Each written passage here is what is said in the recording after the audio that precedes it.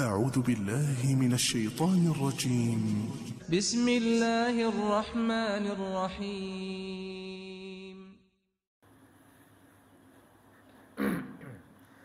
بسم الله الرحمن الرحيم.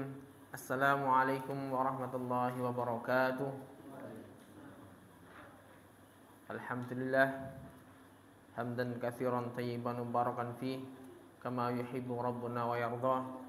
وأشهد أن لا إله إلا الله وحده لا شريك له وأشهد أن محمدا عبده ورسوله لا نبي بعده. اللهم صل على نبينا وحبيبنا ومولانا وسيدنا محمد صلى الله عليه وسلم وعلى آله وأصحابه ومن تبعهم بإحسان إلى يوم الدين. وقال الله تعالى في كتابه الكريم: يا أيها الذين آمنوا اتقوا الله حق تقاته ولا تموتن إلا وأنتم مسلمون. وأن أصدق الحديث كتاب الله وخير الهدي هدي محمد صلى الله عليه وسلم وشر الأمور محدثاتها وكل محدثة بدعة وكل بدعة ضلالة وكل ضلالة في النار. Ma'asyiral muslimin rahimani wa rahimakumullah. Alhamdulillah, malam hari ini kita bertemu kembali melanjutkan pembahasan kita tentang membahas rukun-rukun iman, yang mana itu adalah termasuk fondasi agama kita. Kita sedang belajar tentang akidah. Jadi sebuah keyakinan yang harus dibangun oleh seorang muslim, yang di situ menjadikan pilar keimanannya. Dia membangun pilar keimanannya dengan rukun-rukun iman, dan dia harus mengimani kesemuanya itu. Kita sudah membahas tentang beriman kepada Allah, beriman kepada hari akhir, beriman kepada para malaikat. Kemudian kita saat ini sedang membahas tentang kitab-kitab Allah. Sebelumnya dari awal kita jelaskan bahwasanya cara beriman kepada kitab-kitab Allah, yaitu yang pertama, kita harus betul-betul mengimani bahwasanya kitab-kitab Allah ini betul-betul turun dari Allah Subhanahu wa taala. Jadi kabar ghaib yang mengatakan bahwasanya ini adalah kitabnya Allah, kitab yang Allah turunkan sebagai panduan untuk manusia, ini harus kita percaya sepenuhnya. Yang kedua, kita beriman dengan kitab-kitab Allah yang kabarnya datang kepada kita. Kita imani secara terperinci. Entah itu Suhuf Musa, Suhuf Ibrahim, Zabur, kemudian kemarin membahas tentang Taurat, kemudian Injil. Pertemuan kemarin kita membahas tentang Al-Quran, sebagian kandungan-kandungan atau tentang sifat-sifat Al-Quran.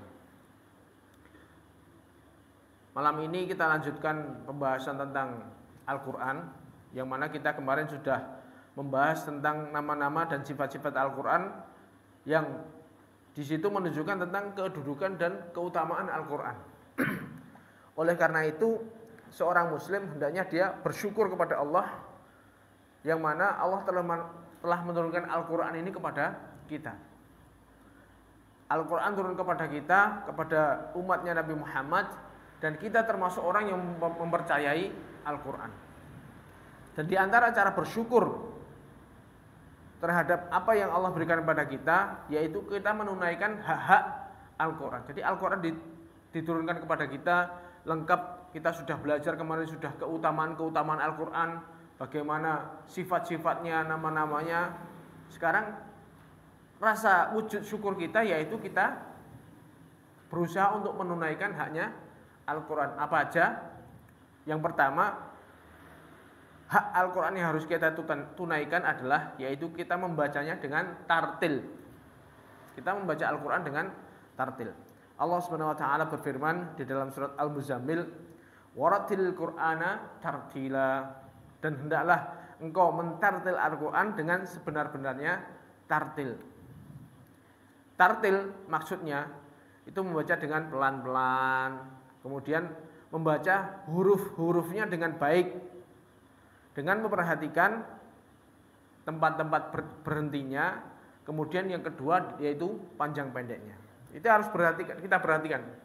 Mulai dari mungkin Alhamdulillahirabbil alamin. Oh ini panjang, ini pendek, ini idhar, ini ikhfa misalnya. Ar-Rahmanir-Rahim, Maliki Yaumiddin. Ada betul-betul panjang pendeknya itu diperhatikan, terus tempat berdirinya tempat berhentinya juga kita perhatikan. Di situ akan mempengaruhi makna-makna yang kita baca. Sebagaimana dahulu Nabi Shallallahu Alaihi Wasallam membacanya, kita berusaha memahami panjang pendeknya sebagaimana yang dipraktekkan oleh Nabi dan para sahabatnya. Rasulullah Shallallahu Alaihi Wasallam bersabda, al-mahiru bil Quran ma'as safaratil kiramil bararah. Jadi orang di situ mahir membaca Al-Quran, keutamaannya yaitu dia dibersamai oleh malaikat-malaikat yang mulia lagi baik. Ini keutamaan ahli Quran. Jadi orang yang bacanya Quran itu lihai, mahir, lancar, itu keutamaannya dia dibersamai oleh malaikat-malaikat yang mulia. Tapi orang sebelum dia mahir, dia pasti belajar dulu. Nggak mungkin orang tahu-tahu ceprot langsung pintar, itu nggak bisa. Dia harus belajar dulu, mulai dari merangkak dari bawah, belajar dulu. Walladzina yaqra'una al-Qur'an wa yata'ta'u fihi wa huwa 'alaihi syak lahu ajran. Adapun orang yang membaca Al-Quran sedangkan dia masih terbata-bata, itu kan maksudnya dia membaca itu jadi kayak terbata-bata itu. Makanya diadopsi menjadi bahasa Arab. Wa yata'u bihi fihi wa huwa 'alaihi syak. Jadi dia bacanya enggak lancar, gerodal-geradul. Kalau dia sabar, dia dapat 2 pahala. Pahala yang pertama pahala baca Qur'annya, yang kedua dia pahala sabar atas kesulitan yang dia hadapi. Jadi tidak ada satu hal yang sia-sia. Jadi kalau kita nggak lancar baca Quran, ya baca aja. Tapi kita berusaha untuk semakin orang bisa lancar itu nggak mungkin dia tanpa proses itu nggak mungkin. Makanya proses awalnya pasti dia akan terbata-bata dulu. Ini gandengan huruf antara ini dengan ini kok. Kayak dari awal Iqra itu kan dari simpel dulu. Huruf, kemudian disambung. Nah, kalau sudah baca seret ini sekilas kok langsung, yang ini kan berarti udah mahir itu. Tapi kan untuk menuju ke situ dia harus susah payah dulu. Nah, orang yang dalam proses kesusahan payahnya ini dia pahalanya besar. Yo maca Quran yo oleh ganjaran, kesulitannya dapat pahala. Maka hendaknya seorang muslim dan muslimah yang pertama itu mempelajari ilmu tajwid dari seorang guru yang mumpuni dengan niat supaya bisa membaca Al-Quran tersebut sebagaimana dibaca oleh Rasulullah Sallallahu Alaihi Wasallam. Jadi kita berusaha berguru dengan guru yang mengerti tentang tajwid. Jadi kalau nggak pas yo di kandani misalnya ini kurang kepanjangan, ini kurang panjang misalnya, itu kan ada yang memberitahu seperti itu. Jadi kalau bisa itu ya nggak cuma anak-anak TPA, nggak cuma anak-anak kecil yang disuruh ikut program membaca Al-Quran dari nol, ya bapak-bapaknya juga kalau memang pengen bisa baca ya mulai nggak usah malu, mulai dari Iqra nggak usah malu. Kok aku lancar Quran, ya wis balik mulai dari Iqra lagi. Tapi didampingi dengan guru yang mumpuni. Jadi usahakanlah istilahnya. Ini termasuk senjatanya orang iman itu. Membaca Al-Quran itu termasuk identitas kaum muslimin. Diusahakan bisa membaca Al-Quran, enggak usah malu. Jangan wis aku ora iso maca Quran ora apa-apa sing penting anakku iso. Bukan seperti itu. Yo bapak yo kudu iso. Diusahakan. Kemudian yang kedua, mempraktekkannya dengan sering membaca Al-Quran sehingga semakin mahir dia di dalam membaca Al-Quran. Ini setelah dia belajar dipraktekkan terus sampai dia lancar.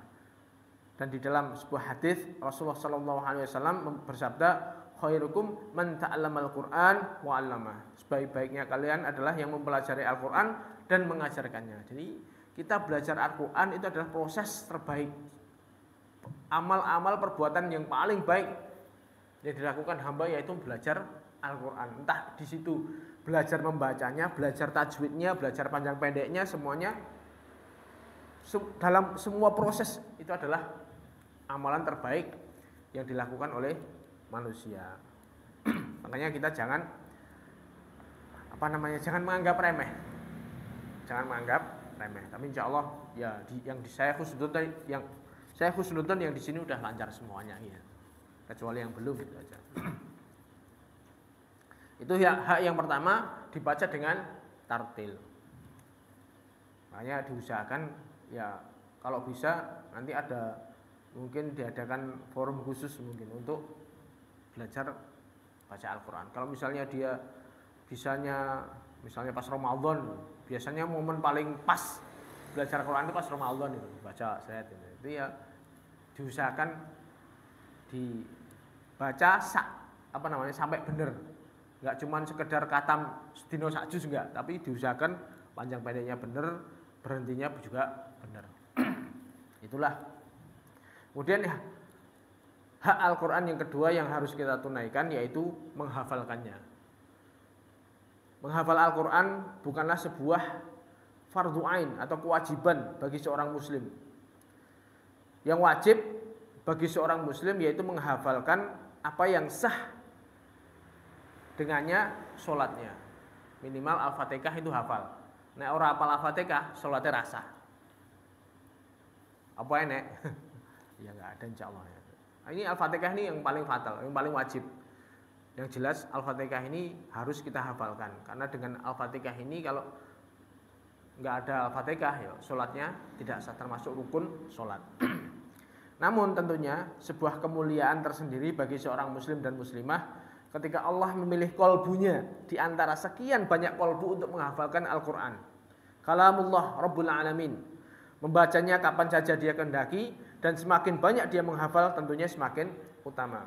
Allah Subhanahu wa taala berfirman, "Bal huwa ayatum bayyinatun fi suduril ladzina utul ilm wa ma yajhadu bi ayatina illa dhalimun." Bahkan dia Al-Qur'an adalah ayat-ayat yang jelas di dalam dada-dada orang yang diberi ilmu dan tidak mengingkari ayat-ayat kami kecuali orang-orang yang zalim. Surat Al-Ankabut. Jadi Al-Qur'an itu kudune seharusnya itu letaknya di dada-dada orang yang beriman. Para sahabat dulu, mereka dulu nggak ada yang pegang mushaf, semuanya hafal Al-Qur'an karena Al-Qur'an itu bersemayam di dada-dada mereka hafal. Ini juga termasuk kemuliaan dan juga bisa nanti meningkatkan derajat surga. Ketika pertama kali masuk surga disuruh baca Iqra wartaqi fa inna akhira manzilataka. Jadi bacalah dan naiklah dan di situ nanti ayat terakhir yang kamu baca disitulah posisi surgamu. Jadi semakin banyak dia hafalan Al-Qur'annya semakin tinggi derajat surganya. Begitu naik yang dia hafal di dunia naik sampai misalnya mentok separuh Quran ya berarti dia separuh. Kalau sampai Quran 30 juz ya berarti naik lagi berapa ayat aja. 6.600 berapa itu? Berarti kan ada derajat setinggi itu luar biasa. Makanya berusahalah untuk menghafalkan Al-Quran karena dengan menghafal Al-Quran itu kita enaknya bisa membaca Quran kapan aja. Kita mungkin sudah sepakat ya orang yang kerja itu mungkin dia nggak akan mungkin banyak waktu luang insya Allah. Banyak waktunya yang tersisa untuk pekerjaannya lah. Di sela-sela pekerjaannya ini kalau dia punya hafalan Al-Quran betapa enaknya sambil nyetir baca Quran, sambil misalnya jalan misalnya nggak ada apa-apa dia bisa baca Al-Quran. Nggak perlu buka gitu, susah. Makanya orang yang punya hafalan itu punya kemuliaan tersendiri.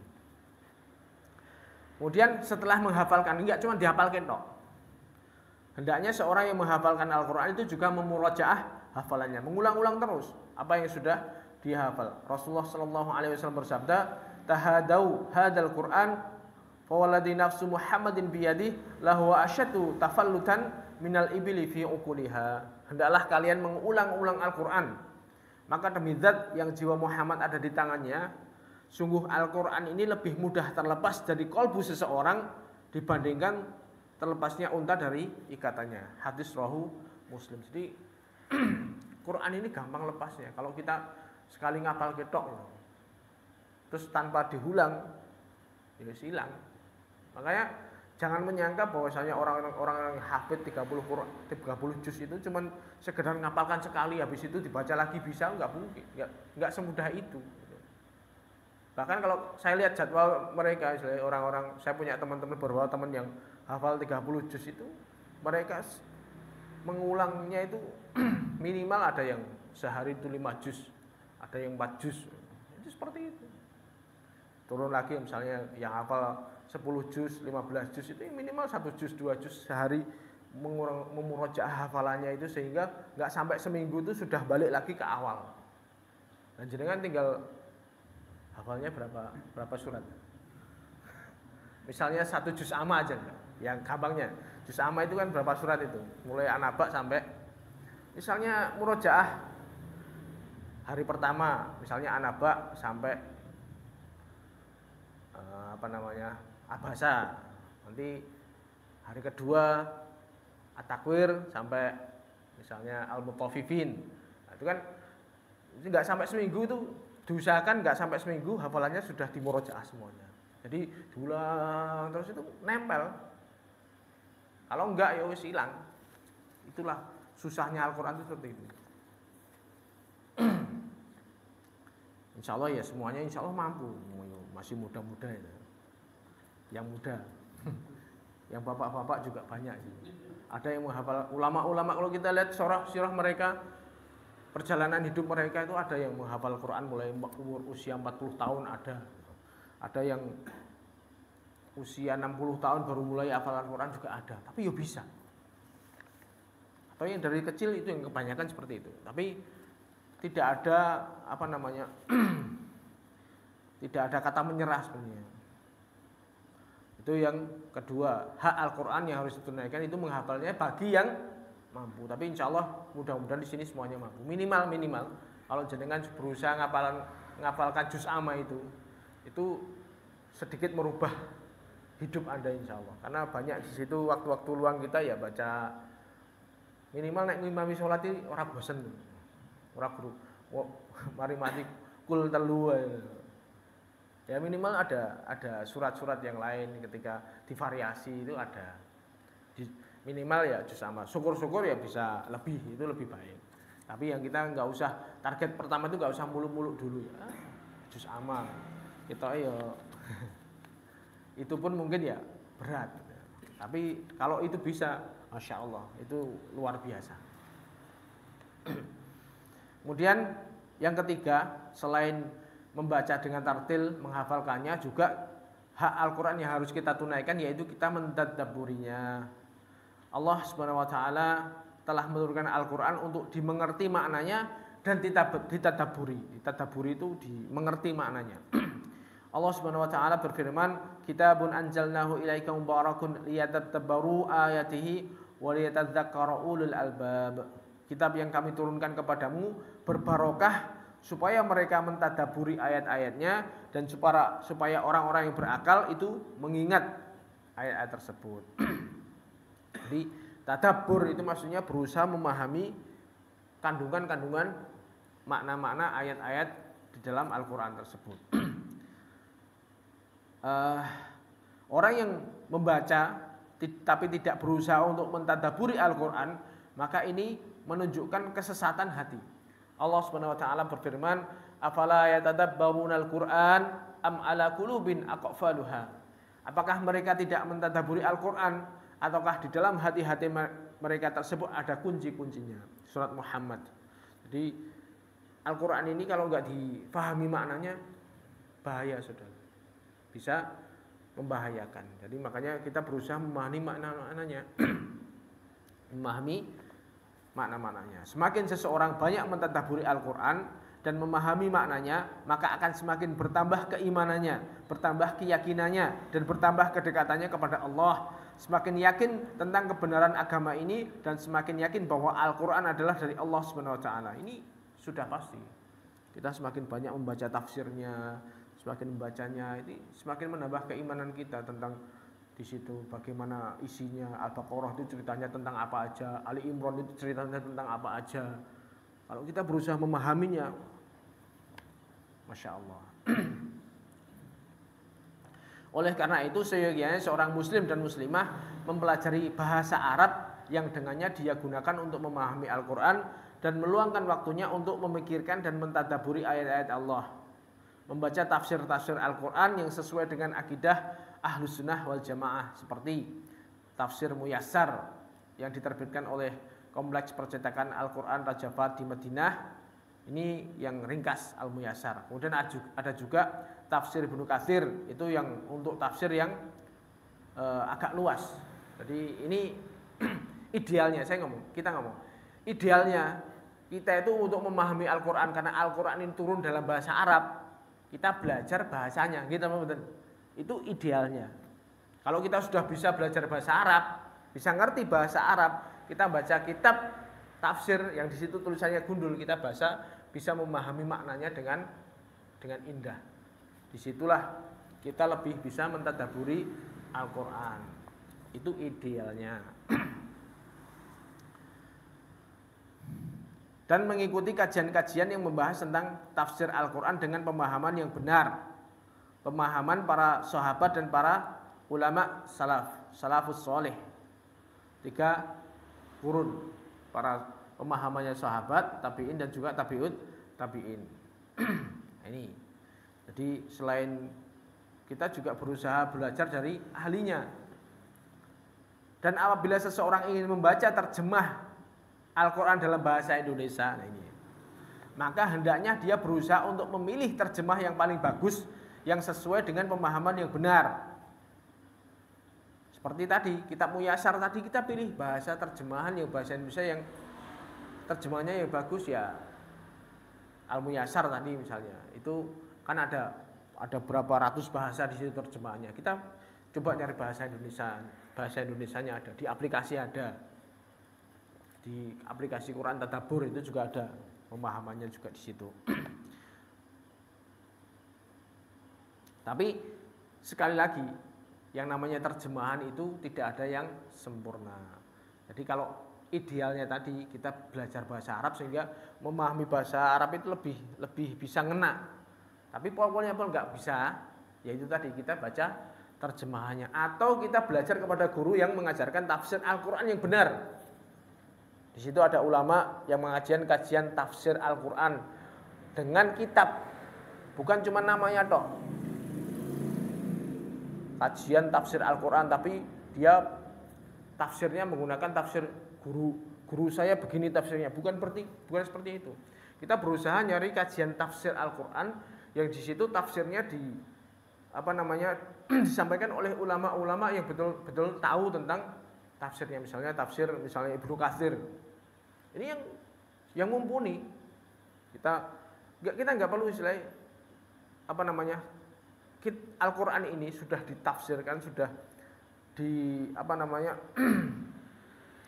difahami dengan benar oleh para sahabat, diturunkan lagi kepada muridnya para tabi'in, diajarkan lagi kepada muridnya yaitu tabi'in. Dan ini 3 generasi emas ini mereka menuliskan, sudah ada ulama-ulama yang mengumpulkan perkataan mereka, seperti halnya di dalam tafsir Ibnu Katsir. Di situ banyak sekali perkataannya. Oh, ini perkataannya Ibnu Abbas, ini perkataannya Ibnu Umar, ini perkataannya Mujahid, muridnya Anas bin Malik misalnya. Ini perkataannya Anas bin Malik, ini perkataannya Ikrimah misalnya. Itu di situ lengkap. Sudah ada, kita tinggal nyomot aja. Enggak perlu kita menafsirkan sendiri Al-Quran yang Masya Allah. Kalau sekarang ini kan zamannya modelnya banyak sekali. Pemahaman-pemahaman menyimpang, yang mana sumber dari penyimpangan mereka itu pasti karena pemahaman mereka tidak mengikuti tafsir yang ditafsirkan oleh para ulama salaf. Ini bahaya. Kita berbicara atas nama Allah dengan kebodohan. Nah, di situ hati-hati. Kita berusaha memahami tadabbur. Kalau kita pengen tadabbur dengan benar ya, kita berusaha memahami makna-maknanya dengan tafsiran yang benar. Hanya tafsir yang dianjurkan kalau bisa jangan punya tafsir Al-Muyassar misalnya, atau mungkin yang agak lebih kesini lagi tafsir As-Sa'di, di situ juga sudah komplit. Atau yang kalau kita orang Indonesia lebih mudah seperti tafsir yang ditafsirkan oleh Ustadz Firanda misalnya. Beliau punya buku kitab tafsir itu lengkap, yang juz 30 aja segini misalnya. Itu coba kita belajar pemahaman dengan pemahaman yang benar. Selain mentadabburi, tadi kan membaca, menghafal, kemudian berusaha memahami maknanya dengan mentadabburinya. Yang keempat ini yang paling pokok dari kesemuanya itu, yaitu mengamalkan Al-Quran. Jadi Al-Quran itu tidak diturunkan cuman disuruh baca, menghafalin, cuman tadabbur dok, enggak. Tapi yang paling pokok yaitu intisarinya yaitu pengamalan. Jadi Al-Quran yang yang paling baik yaitu yang diamalkan. Diamalkan yaitu dilaksanakan perintahnya, dijauhi larangannya, kemudian dibenarkan kabar-kabarnya. Entah itu masalah akidah, masalah ibadah, masalah akhlak, masalah muamalah, dan lain-lain. Itu difahami dengan benar. Jadi dibaca, ya difahami, ya diamalkan. Ini yang paling penting. Jadi percuma kalau cuman itu sekedar bacaannya tapi tidak diamalkan. Jangan sampai seperti halnya orang-orang Khawarij yang di situ Rasulullah SAW menggambarkan mereka itu orang-orang yang para sahabat, kalian melihat sholat mereka itu belum apa-apa. Jadi sholatnya rajin, puasanya rajin, Quran hafal, tapi la yujawizu hanajirahum. Al-Quran itu tidak melewati kerongkongan mereka. Mereka cuma hafal secara lafaz. Mereka hafal cuman diucapan aja, tapi tidak sampai masuk ke dalam hati mereka sehingga perilakunya sangat bertentangan dengan Al-Quran. Mereka sholat malamnya pinter, rajin sampai matanya itu cekung-cekung sampai seperti itu. Puasanya juga rajin. Kemudian Al-Quran hafal, tapi ketika dengan mudahnya membunuh kaum muslimin yang lain. Ketika misalnya dikabarkan bagaimana mereka menghabisi anaknya Khabbab bin Art itu misalnya, bagaimana pendapat tentang Ali. Jadi mereka itu kalau sudah Ali berpendapat bahwasanya Khalifah Ali kafir, sampai semuanya juga sing orang kafir ke Ali berarti kafir, dipateni pisan. Jadi tanya, bagaimana pendapatmu tentang Ali bin Abi Thalib? Oh, dia baik, langsung dibunuh. Jret, istrinya hamil itu loh, dibunuh, kemudian perutnya dirobek, janinnya juga dikeluarkan. Itu sampai seperti itu. Karena apa? Tidak merasuk dalam hati mereka. Tapi begitu mereka makan, sambil makan kurma itu, begitu, itu mau buah siapa ya? Aku ruwijin wonge. Jadi mereka kualek-kualek jadi. Hal-hal sing sebenarnya sepele mereka anggap besar, tapi hal yang besar membunuh mereka anggap sepele. Masya Allah. Itu karena apa ya? Walaupun mereka hafal Al-Quran tapi tidak sampai masuk ke dalam hati mereka. Makanya ini yang paling penting. Al-Quran itu harus menjadi amalan kita sehari-hari. Makanya Aisyah mengatakan bahwasanya akhlaknya Nabi ya Quran. Jadi Al-Quran itu menjadi akhlak kesehariannya. Makanya para sahabat dulu berkata, Abdullah bin Mas'ud radhiyallahu anhu, kana rajulu minna idza ta'allama al-ashra ayati lam yujawizuhunna hatta ya'rifa ma'ani yahunna wal amal bihin. Dulu seorang dari kalangan kami para sahabat apabila mempelajari 10 ayat, maka kami tidak lanjut dulu ke ayat berikutnya sampai kami tahu maknanya betul dan juga beramal dengan hal itu. Makanya mereka keimanannya luar biasa para sahabat. Mereka hafal Quran sak maknanya dan jadi pengamalan. Jadi semua perbuatan mereka itu ada pengingatnya.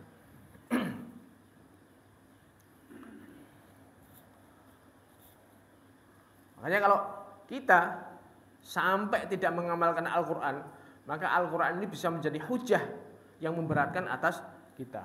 Jadi Quran ini bisa menjadikan pelindung kita, tapi kalau kita jadikan Quran tidak dijadikan amalan, cuman di belakang kita, itu narik kita ke dalam neraka. Rasulullah SAW bersabda, wal Qur'anu hujjatun laka au alaik. Quran itu bisa menjadi hujah yang membelamu di depanmu kalau itu diamalkan. Kalau sebaliknya bisa menjadi hujah yang akan menarikmu ke belakang, misalnya menjadikan menyeret dia ke neraka kalau dia tidak diamalkan. Makanya harus betul-betul Al-Quran itu difahami betul dan juga diamalkan. Maka kita memohon kepada Allah Subhanahu wa taala, semoga Allah menjadikan kita termasuk orang-orang yang memiliki perhatian yang besar terhadap Al-Quran, baik yaitu dengan membaca dengan tartil, menghafalnya, memurajaahnya, mentadabburinya maupun mengamalkannya. Amin. Itu yang harus kita betul-betul kita perhatikan. Karena berarti taib, setelah kita belajar tentang kitab-kitab yang kabarnya datang kepada kita imani sepenuhnya. Dan juga kitab-kitab yang kita nggak ngerti, yang datangnya nggak sampai pada kita imani secara global. Itu cara beriman kepada kitab yang kedua. Kemudian cara beriman kepada kitab yang ketiga, yaitu kita membenarkan kabar-kabar yang sahih di dalam kitab-kitab Allah. Seperti halnya kabar-kabar di dalam Al-Quran dan kabar-kabar yang ada di dalam kitab-kitab sebelumnya yang belum dirubah. Maksudnya wajib bagi orang yang beriman itu membenarkan kabar-kabar yang ada di dalam Al-Quran, seperti kisah-kisahnya umat terdahulu, mulai umatnya Nabi Nuh, umatnya Nabi Hud, Nabi Saleh, Nabi Syuaib. Itu cerita yang datang kepada kita imani sepenuhnya. Kemudian kejadian-kejadian di hari kiamat, kita juga imani itu. Dan sifat-sifat surga dan neraka dan lain-lain. Jadi kita kabar-kabar yang dari Al-Quran kita berusaha mengimaninya. Kemudian ada juga kabar-kabar yang ada dalam kitab-kitab sebelumnya yang belum dirubah, itu juga harus kita imani. Seandainya memang ada sekarang ini Taurat dan Injil yang asli, kita harus iman. Barang siapa yang mengingkarinya dan meragukannya, maka sungguh dia telah kafir.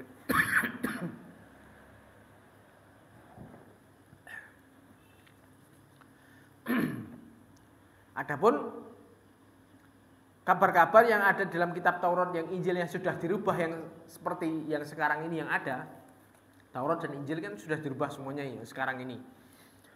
Perjanjian lama maupun perjanjian baru. Entah itu dari yang perjanjian baru, yang dari mungkin yang Yohana, yang dari Injil-Injil yang lainnya.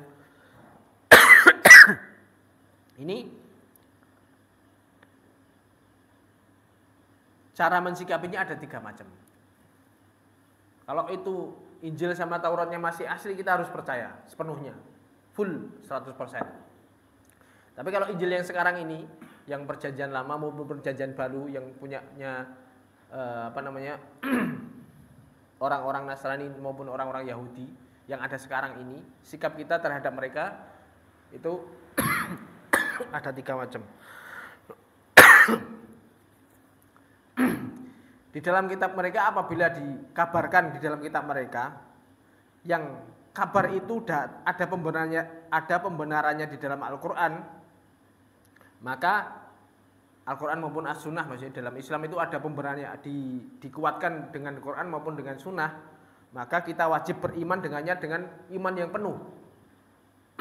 Seperti halnya kabar yang Allah kabarkan tentang terciptanya langit dan bumi selama 6 hari. Ini ada hikmahnya memang. Jadi seandainya kan Allah itu maha kuasa, seandainya Allah itu menjadikan langit bumi 6 hari dengan kun, itu juga bisa. Langsung jadi itu bisa. Tapi Allah menjadikan hikmah dengannya, Allah menjadikan berproses selama 6 hari di situ. Itu diceritakan di dalam Injil juga ada, di dalam Al-Quran juga ada. Kalau Injil di dalam kitab Keluaran pasal 31 ayat 17, di dalam Al-Quran ini ada dalam surat Al-A'raf. Seandainya itu kabar dari mereka di Quran ada, kita juga wajib percaya. Gini ngoten. Ini harus kita kita camkan. Jadi kitab yang ada di dalam mereka, Taurat dan Injil itu enggak sepenuhnya salah. Jadi kalau kabar yang tercatat dalam kitab itu enek nang Quran, berarti benar. Kita harus yakin 100%. Tapi kalau di dalam kitab mereka diceritakan sesuatu, justru di Quran diingkari. Seperti halnya ketika di dalam Perjanjian Lama mengatakan bahwasanya Allah beristirahat setelah menciptakan langit dan bumi, hari ketujuhnya itu istirahat misalnya. Itu kan justru dibantah oleh Allah. Allahu la ilaha illa huwal hayyul qayyum la ta'khudhuhu sinatun wala naum. Allah enggak ngantuk, enggak istirahat. Terus ma masana min lugub, Allah tidak capek sama sekali. Itu dibantah dengan Al-Qur'an. Nah, kalau kabar itu di Injil ada, kemudian di Taurat ada, kemudian di Quran diingkari, maka kita harus mengingkari kabar tersebut. Wajib kita dustakan dan kita menolak kabar dusta. Meskipun di dalam Injil mereka ada. Tapi kalau yang ketiga ini, seandainya ada kabar yang tidak ada pengingkarannya maupun tidak ada pembenaran dalam Al-Quran, sikapnya ya pertengahan. Maka kita tidak bisa membenarkan 100% dan juga kita tidak bisa mendustakan 100%. Seperti sebagian perincian yang ada di dalam Taurat yang sekarang ini terhadap kisah-kisah yang asalnya ada dalam Quran. Misalnya banjir Nabi Nuh. Quran kan ada, juga hadis juga diterangkan misalnya. Tapi di dalam Taurat ini ada penjelasan tentang banjirnya Nabi Nuh itu selama 40 hari. Tapi perincian 40 hari ini kita di Quran juga ketemu, di hadis juga ketemu. Berarti sikap kita bagaimana? Kita tidak boleh percaya 100%. Kita nggak boleh mendustakan, kita juga tidak boleh membenarkan 100%. Paham ya? Karena kalau kita mendustakan, bisa jadi benar-benar itu wahyu dari Allah, berarti kita mendustakan wahyu Allah. Kalau kita membenarkan, ya bisa jadi itu hal-hal yang dirubah oleh mereka. Jadi ragu-ragu. Kalau kita mungkin nang Quran enek berarti ra bener. Seandainya kita ngomong seperti itu, kita khawatirnya justru itu Allah turunkan kepada mereka kabarnya, tapi enggak kepada kita, berarti kan kita mengingkari kebenaran dari Allah. Kalau kita meyakini 100%, bisa jadi itu 40 hari itu tambahan mereka. Kita nggak ngerti kan? Makanya mending yaitu tadi sikapnya, tidak boleh membenarkan 100%, tidak boleh mendustakan 100%. Yus tengah-tengah menurut. Rasulullah sallallahu alaihi wasallam bersabda, la tusaddaku ahlal kitab wa la tukadzibuhum. Qulu amanna billah wa ma unzila ilaina. Jangan kalian membenarkan ahlu kitab dan jangan kalian mendustakan mereka. Akan tetapi katakanlah kami beriman kepada Allah dan apa yang diturunkan kepada kami. Wis misalnya kita posisinya abstain aja, kita nggak ngerti itu benar apa enggak, Allahu alam. Yang penting yang jelas saya beriman kepada apa yang Allah turunkan kepada kami. Wis ngono tok.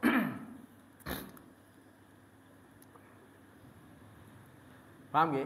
Jadi itu sikap. Kalau ada pembenarannya kita benarkan, kalau ada pengingkarannya kita ingkari, kalau tidak ada pembenaran maupun pengingkarannya ya sikap kita tengah-tengah. Jadi kita kitab-kitab mereka yang ada sekarang ini ya ngono wae. Cara mensikapinya. Kemudian cara beriman yang keempat setelah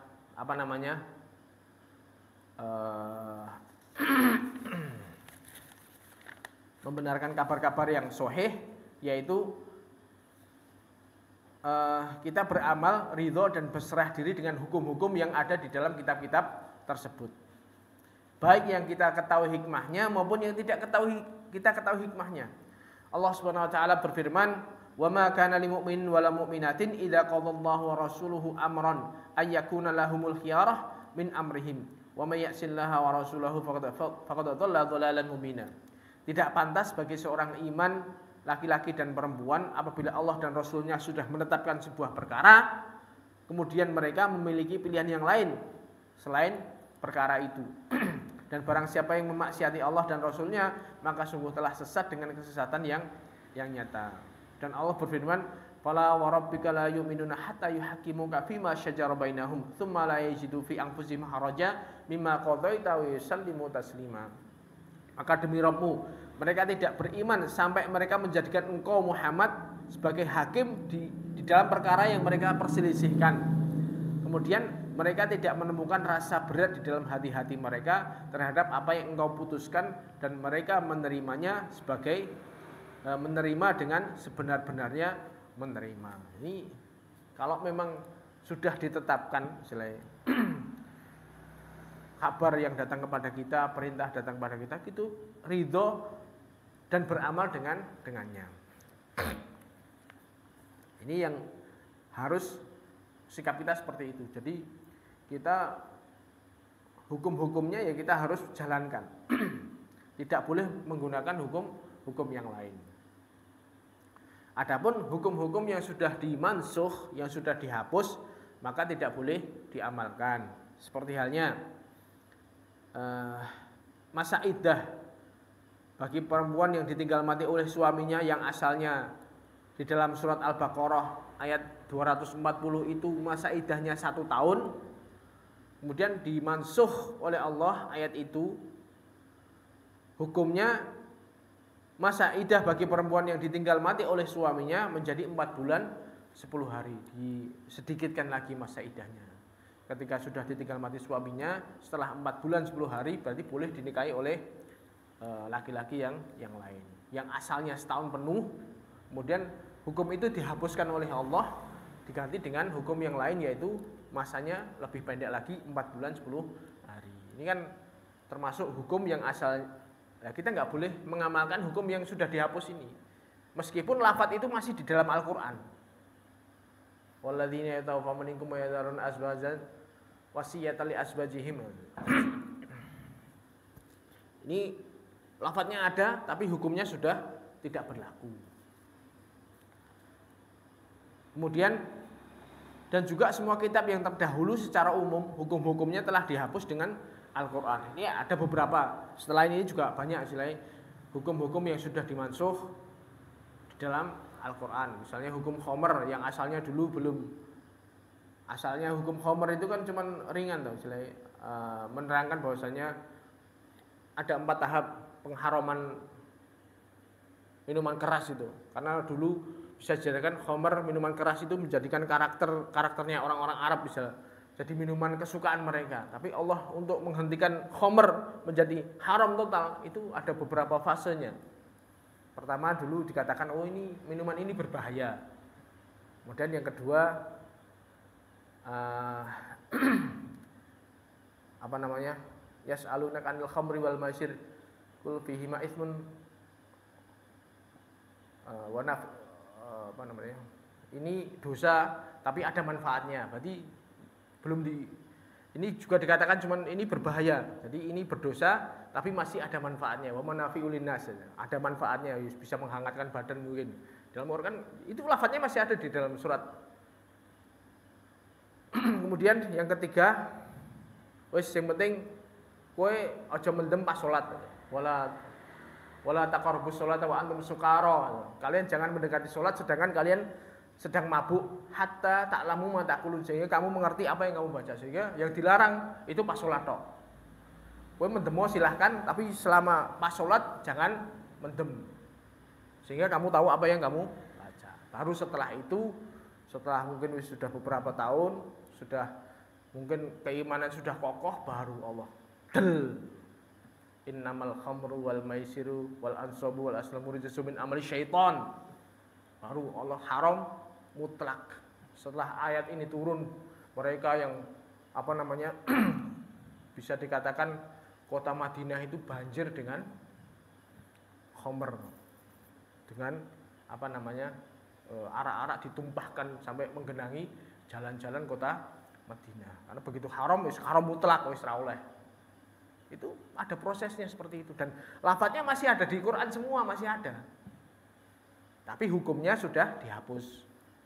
Yang berlaku berarti yang paling terakhir, maksudnya gitu. Dan juga kemudian ada juga kitab-kitab yang lain, yang kitab-kitab yang terdahulu, hukum-hukumnya juga sudah dihapuskan semuanya dengan turunnya Al-Quran. Setelah turun Al-Quran, hukum-hukum yang ada di dalam Taurat Injil sudah tidak berlaku semuanya. Allah berfirman, wa anzalna ilaikal kitaba bil haqq musaddiqan lima baina yadayhi minal kitabi wa muhaiminan 'alaihi fahkum bainahum bima anzalallahu wa la tattabi' ahwa'ahum amma ja'aka minal haqq likullin ja'alna minkum syir'atan wa minhaja. Kami telah menurunkan kepadamu kitab yaitu Al-Qur'an dengan hak dan membenarkan kitab-kitab sebelumnya dan menjadi muhaimin untuk kitab-kitab sebelumnya. Menjadi muhaimin yang sudah kita terangkan sebelumnya. Maka hendaknya engkau menghukumi di antara mereka dengan apa yang Allah turunkan. Janganlah engkau mengikuti hawa nafsu mereka dengan meninggalkan kebenaran yang datang kepadamu.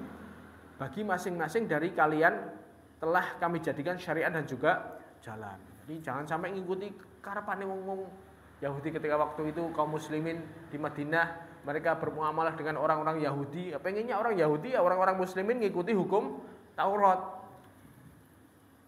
Makanya dilarang, kalian jangan seperti itu. Ketika Quran turun, sudah tidak berlaku lagi hukum Taurat dan Injil.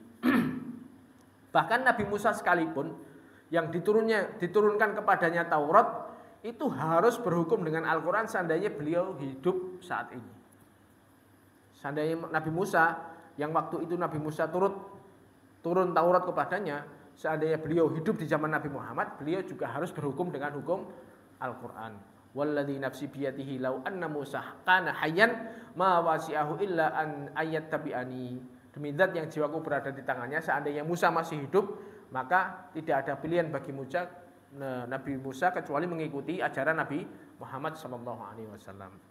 Oleh karena itu, Nabi Isa alaihi salam yang diturunkan kepadanya Injil, kemudian belum sampai beliau ketika dikejar-kejar oleh pasukan Romawi, terpepet, beliau diangkat oleh Allah.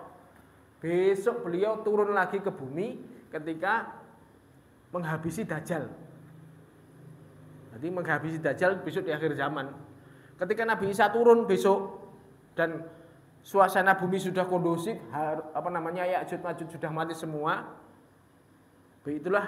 Saat itulah Nabi Isa menggunakan hukum Nabi Muhammad SAW. Tidak menggunakan hukum Injil, meskipun Injil turun kepada Nabi Isa.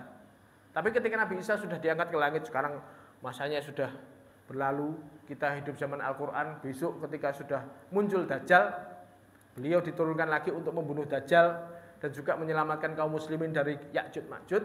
Setelah kondusif, kaum muslimin hidup dengan tenang selama 70 tahun kemudian, dengan beliau menghukumi kaum muslimin saat itu dengan menggunakan Al-Quran. Makanya Al-Quran ini bisa menghapuskan hukum-hukum sebelum Al-Quran. Insyaallah itu yang bisa kami sampaikan pada pertemuan kali ini. Insyaallah pertemuan berikutnya tinggal dikit lagi tentang beriman kepada hari akhir. Nanti termasuk yang terakhirnya buah beriman kepada kitab-kitab Allah Subhanahu wa taala, yang nanti setelah ini selesai kita lanjutkan dengan beriman kepada rasul-rasulnya. Wabillahi taufik wal hidayah. Subhanakallahumma bihamdika asyhadu an la ilaha illa anta astaghfiruka wa atubu ilaik. Assalamualaikum warahmatullahi wabarakatuh.